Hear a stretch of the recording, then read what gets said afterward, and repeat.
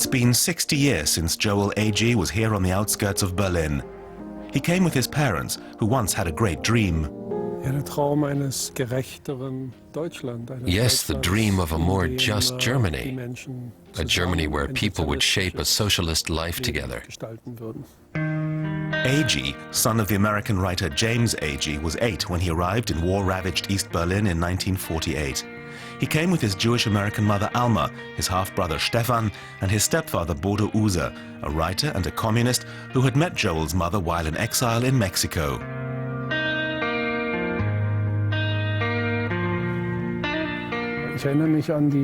I remember the ruins. Berlin had been destroyed, and you saw it.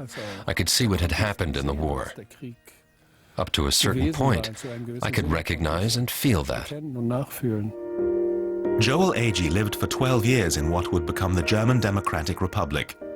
He published his recollections 28 years ago. Now a second German edition is coming out. As soon as I could speak the language, I was simply a part of things. I never thought about whether I was German or not. At any rate, I wasn't treated as a foreigner. I was fully integrated in the school and in the games of the children. He attended the village school in Groß-Glienicke for 7 years. At home, he enjoyed the privileges of the communist elite. At school, he endured the ideological drill. Surely socialism was destined to prevail. Herr Bender, our extremely erudite history teacher, gave dazzling and confusing demonstrations of dialectical reasoning, class struggle, contradiction, thesis, antithesis, synthesis, capitalism, socialism, communism, necessity, just wars, unjust wars. But in 1953, Stalin, the great figure of adulation for East Germany, died, the man they'd venerated in countless parades.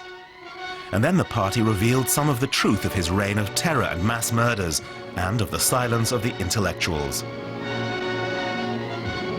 For Agee, this was an added reason to distance himself from the system, its slogans and its ideas. But his was not a political resistance.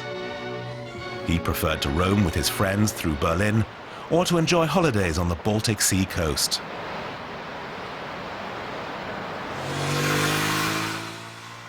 Five years ago, Joel Agee traveled with a childhood friend to the Baltic coast again to make a documentary about his years in East Germany.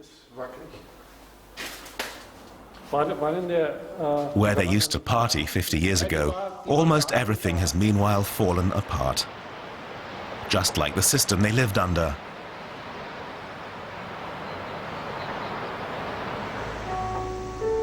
But this place has hardly changed at all. Karl von Ossietzky High School in Berlin's Pankow district. Joel Agee's memory of his teachers here is not that they were threatening, but rather that they were helpless.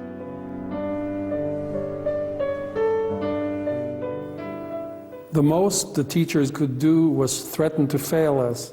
And the one weapon they had to that end, other than giving vent to personal anger or wagging their fingers at us, was handing out Tadel, official demerits, which were entered in a little black book of records each of us had to keep, and which our parents had to sign weekly. But all the effort to make a good socialist of Agee was in vain. Diese Politik Politics didn't interest me in the least. It wasn't something I could identify with and want to grow into. Far from it. One of the main reasons I skipped school was that I was interested in other things that didn't come up in school. Who knows what would have become of Joel Agee if he'd remained in East Germany?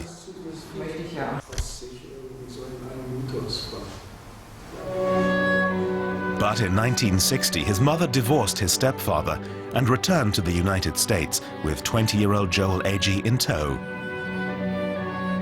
For him, leaving Berlin was a chance for a new beginning. Today, Joel Agee is not only a writer, but also a successful translator from German into English. And he still feels a little bit German, though the United Germany seems somewhat strange to him.